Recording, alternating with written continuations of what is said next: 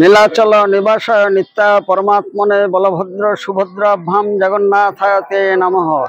আজ শুভ দিন, ভগবান জগন্নাথ দেবের শুভ আবির্ভাব মহা মহোৎসব ইস্কনের শাখা কেন্দ্র রাজাপুর জগন্নাথ মন্দিরে মহা ধুমধামের সঙ্গে যথাযথ ধর্মীয় মর্যাদার সঙ্গে পালন করা হয়েছে এবং এখানে দেশ বিদেশের হাজার হাজার ভক্তবৃন্দ জাতি ধর্ম বর্ণ নির্বিশেষে উপস্থিত হয়েছেন এবং সকলেই একমাত্র এই দিনটিতে জগন্নাথের মহা অভিষেক করার সুযোগ পান, অন্য দিন যেটা সম্ভব নয়।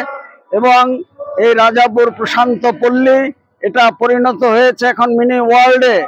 সুতরাং এখানে জগন্নাথ দেবের আজকে স্নান যাত্রার পরে তার জ্বর হয়, লীলা পুরুষোত্তম ভগবান জগন্নাথ জগতের নাথ, তার আবার জ্বর কথিত আছে। তারপরে তিনি দৈতাপতিদের অধীনে থাকেন এবং বিভিন্ন পাচনাদি গ্রহণ করার পরে তিনি গৃহবন্দী থাকেন, তার দর্শন পাওয়া যাবে না।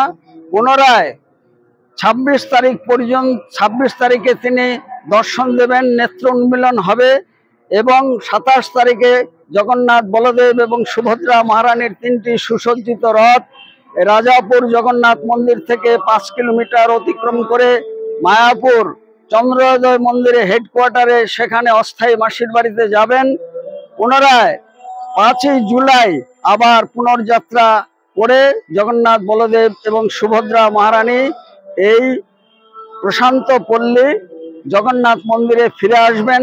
সমস্ত ভক্তবৃন্দদের কাছে আমাদের আবেদন এবং জগন্নাথ দেব মায়াপুর চন্দ্রোদয় মন্দিরে অবস্থানকালীন অস্থায়ী মাসির বাড়িতে সেখানে বিভিন্ন অনুষ্ঠান হবে এবং সেখানে 56 ভোগ হবে।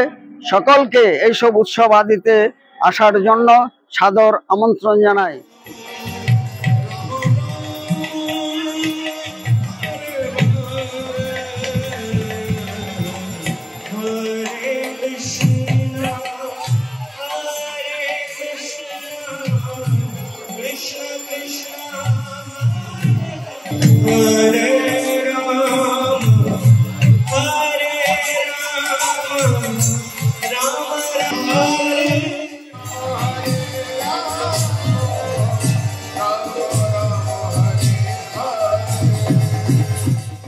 আমাদের ভিডিও ভালো লাগলে লাইক এবং শেয়ার করুন।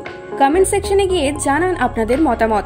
আরও ভিডিও পেতে আমাদের চ্যানেল সাবস্ক্রাইব করুন এবং প্রতি মুহূর্তে খবরের আপডেট পেতে প্রেস করুন বেল আইকন।